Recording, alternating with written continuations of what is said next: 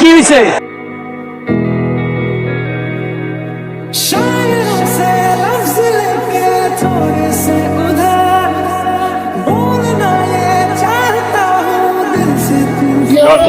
যা কাম কর।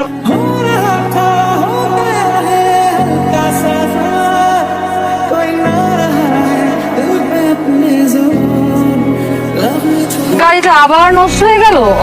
কি রে মামা, তোর গাড়ি এখানেই বারবার নষ্ট হয় কেন? থ্যাংক গড যে আমার গাড়ি বারবার এখানেই নষ্ট হয়। তুই কালকে থেকে তোর এই গাড়িটা আর আনবি না, আমি আমার গাড়ি বের করবো।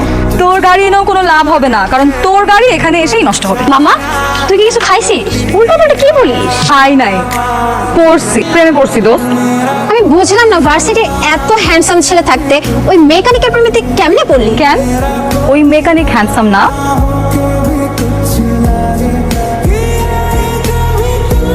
আচ্ছা একটা কথা বলো তো, তোমাদের ওস্তাদের সমস্যাটা কোথায়? সব সময় এরকম অ্যাটিটিউড নিয়ে থাকে কেন? আরে আমগো ওস্তাদের এমনই বুঝছেন, একটু তার ছেড়া আছে। আরে আমগো ওস্তাদের বাপ মা চাইছিল হ্যাঁ সরকারি চাকরি করো বুঝছেন, কিন্তু আমগো ওস্তাদ তো আবার অটোমোবাইল ইঞ্জিনিয়ার। হ্যাঁ ধ্যান জ্ঞান সবাই গাড়ি ওই।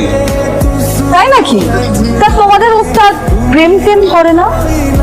প্রেম উস্তাদ করবো প্রেম, আমগো ওস্তাদের তেজি পছন্দ, তেজি। হয়েছে হয়েছে, বুঝছি, অনেক বুঝে ফেলছি। তোমাদের ওস্তাদের যেরকম পছন্দ জীবনে এরকম মেয়ে পাবে না, বুঝছো না? অসম্ভব। সব করেছেন তো? জি স্যার, অল ডান। পাপাই মামনি, আমাকে 50,000 টাকা দাও তো, আমি শপিং এ যাবো। 50,000 টাকায় শপিং? আমি তোকে 5 লাখ টাকা দিয়ে দিচ্ছি, মন ভরে শপিং করি। না পাপাই, আমার 50,000 টাকা হলেই চলবে। ম্যানেজার সাহেব, হঠাৎ করে আমার মামুনির এত পরিবর্তন মানে?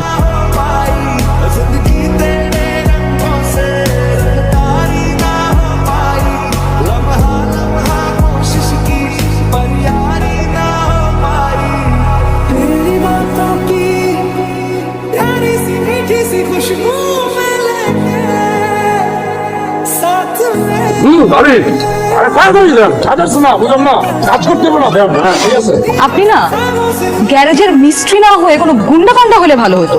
মানে মানে আপনার চেহারাটার মধ্যেই না কিরকম যেন একটা গুন্ডা পান্ডা ভাব আছে, এরকম একটা পাষাণ পাষাণ চেহারা। কথাবার্তা যদি একটু সরাসরি বলেন তাহলে আমার জন্য বেটার।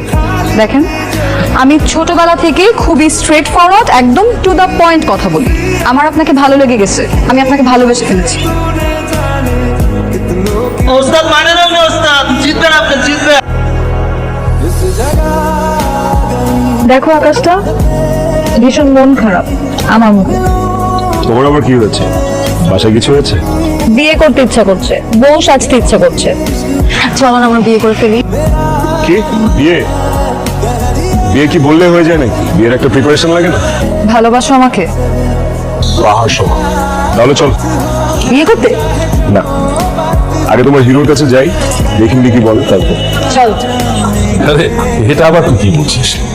তোর ছেলে রাকিব আর আমার মেয়ে জেসিকার বিয়ে আগামী 1 মাসের মধ্যে হবে, এটা কনফার্ম। বাবাই। আচ্ছা বন্ধু, আমি তোকে পরে ফোন দিচ্ছি। ওকে, মানে আচ্ছা বুঝতে পেরেছি। নিশ্চয়ই তোর গাড়ি আবার ওয়ার্কশপে পাঠিয়েছিস না? ওয়ার্কশপে ছেলেকে বাসানো দরকার ছিল কি? ম্যানেজারকে ফোন করতে তুই পাঠিয়ে দিতি। বাবাই অনেক I love him. Please please.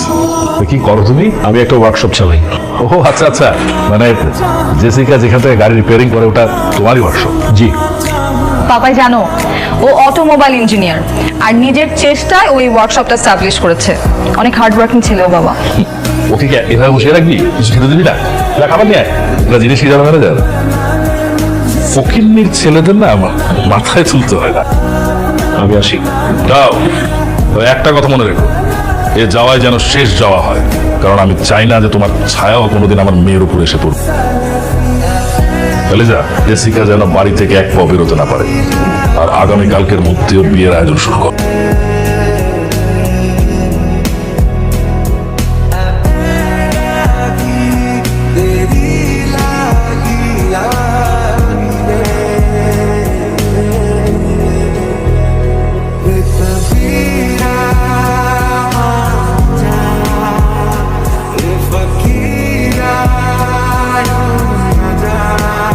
দোস্ত অনেক রাত হয়ে গেছে আর আম্মু খুব টেনশন করতেছে, তুমি আসি রে।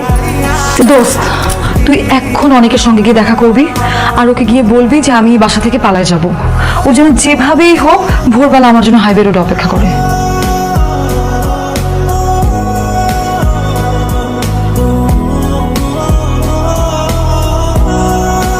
অনেক, তুমি প্লিজ আমাকে এখান থেকে অনেক দূরে নিয়ে চলো। আমার না কিরকম যেন অস্থির লাগতেছে, আমার দম বন্ধ হয়ে আসতেছে। অনেক প্লিজ প্লিজ আমাকে অনেক দূরে কোথাও নিয়ে যাও।